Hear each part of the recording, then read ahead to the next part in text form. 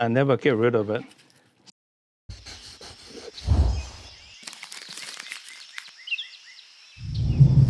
Hi, I'm miltonchang of Bonsaiheirloom. Our first two elm trees. This is a selected seedling that I've grown, and I will show you how, I'll tell you how I can transform this tree into this tree someday. This tree, I actually kind of forgot about the origin. It looks like probably a 20-year-old tree, but I dug it out from my garden growing ground, and I put it in this pot maybe 5 years ago, and I just repotted it into this pot. So I'm not going to repot it, but to show you the process of going from this tree to this tree. I have to say, I am really, really pleased to discover this tree. Out of several hundred seedlings, I picked this one for its color of the leaf. That's a Chinese elm. You see that this leaf is not nearly as pretty and it's bigger. So this tree it's really close to the leaf of Catlin elm, very tiny, very glossy, but it's got the red color. So I'm not going to work on that tree at all, but just to show you the process, how I turn into this tree and use this for cutting as a mother tree. So basically, if I plant this tree in the ground, and instead of this, the apex, I let that grow, I cut this off and cut all these off, then this tree will be growing essentially a little curve and going up. And then these with the branch coming to the side, just like these branches coming to the side. And there's a little turn and it goes up. So what I have to do is like let this trees grow for a year, and then come here and cut this and cut this and cut this and let it grow another year, and then cut it here. So it will start to do this turning and a branching like this one. So eventually it can be the same size, same girth, and same height as this tree. So this to me is an incredibly precious tree that someday you may want to you may be able to get a seedling from this or a bonsai made from this tree. So I hope so. I am really excited about this one. The color is so good and the leaves are so small. So you have to be very selective in what you do, and then you just do it, and that becomes wonderful. So now let me come to the front and work on the front. I'll use the front with this thing going to the side, and this comes up. And you can see the roots. It's not too bad, not perfect, but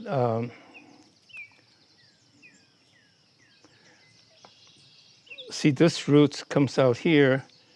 But you can see this root should really be going down. So I'll cut this off.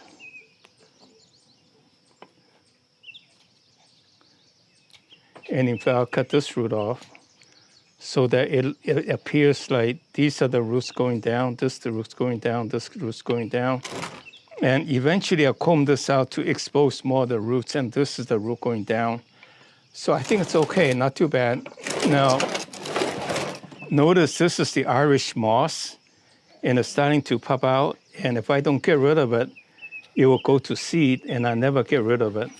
So I have to be very vigilant to get rid of the Irish moss, which is really nice on a lawn, but not so much in a bonsai, because it will soon take over the entire pot with a seedling, with the seeds. So you have to be very vigilant to get rid of the plant. I was taught when I was a very young person, is that if you want to do things, you have to do it thoroughly. Like if you want to weed, you have to remove the weeds before it goes to seed. So basically, if you look at this tree, you can see this tree is coming up like this. And I think this should be the apex, maybe this high. And I don't want this to get any thicker to be out of proportion. Because this is gradually will thicken to a nice taper. So I think I'll pick this to be the apex. So I cut it off here. You see, that little bit becomes the apex. And then I now started trimming, get rid of all of the redundant branches. So the energy will go into the good branches to shape the design. It's very quick, clip and grow method. Instead of infinite amount of time wiring, the results is really the same in time. So I work my way down. Like this can be fine. Like this is going over this side, so that's not good. So maybe I'll cut here to let this branch take over.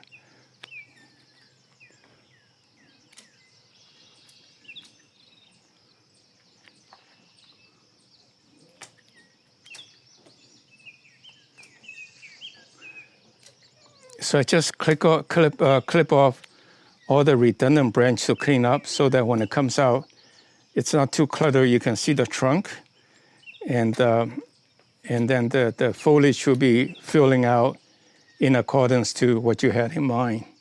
So I'm just cutting off the redundant branch, the branches that are too close or go in the wrong direction. And like this one, I think I really prefer to go this way first.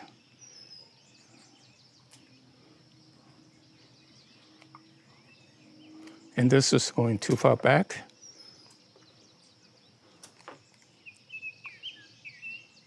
This is dead.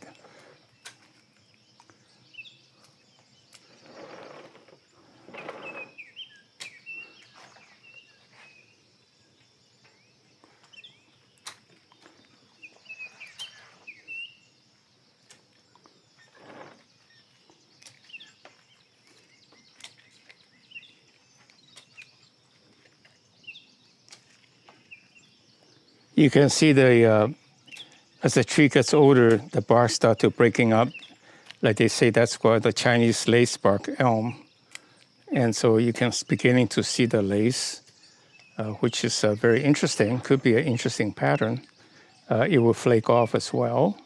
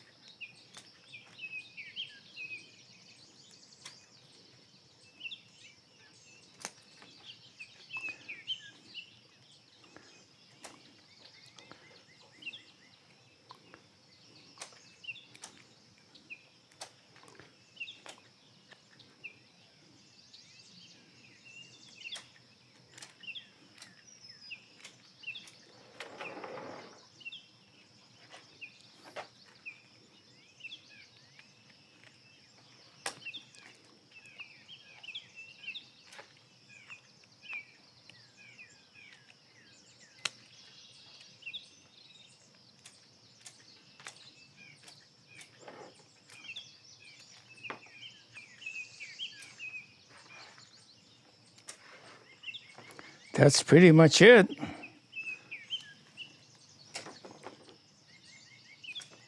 Listening to the birds. These are natural birds that are chirping. We never chase our birds away, so we do have all kinds of birds living here, and deer and rabbits and everything. Squirrels too. Unfortunately, I don't get any fruits. They ate them all every year, just about. That's pretty much it. When it fills out, you will see it's got a lot of possibility. So here's the tree. Let me remove this the branch up on top, the leaves. And you can see there's still a little bit of Irish moss.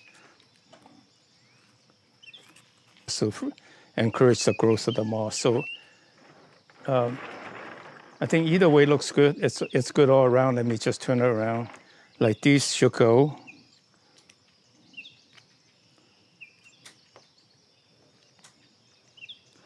And these bumps look terrible, but when it heals over, it looks natural. Looks like the trees undergoing tough condition. You can see this tree, if I plant it next time, I'll probably tilt it up a little bit. So like this. So that's the tree.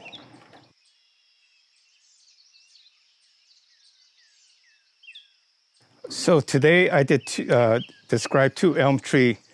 Like this one, this tree started with an elm tree like that, and I planted in the ground and tilled this up so that this became the apex, And when they thicken, I would say if I plant in the ground, in 5 years, it will be pretty much here, or here anyway. It will be a very respectable tree.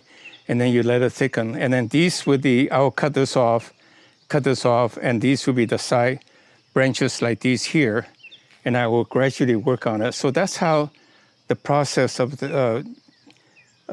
turning a sapling into a nice specimen bonsai. So again, I'll probably plant it in an oversized pot or in the ground, let it grow 1 year, clip it, let it grow 1 more year, clip it, and then it will branch out and to do this. So it's really very easy. So I hope you do the same. And these are very easy to turn as you see the opportunity. So what I did in this one is that it's about a 20-year-old tree. I don't know, I forgot the origin, but I dug it up maybe 5 years ago to put in this pot. I don't need to repot it because I have the root pruning screen underneath of it. So I just did basically a pruning to reshape it.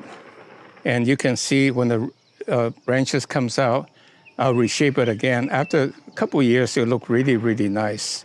So anyway, that's the bonsai today. So I hope you like what I did. I need the encouragement. Please click like and subscribe to our channel, and we'll notify you of any new announcements. And please send your name to our website so that we can put you on our mailing list to send you future notices as we have material available for sale. So thank you very much. I see you again next week.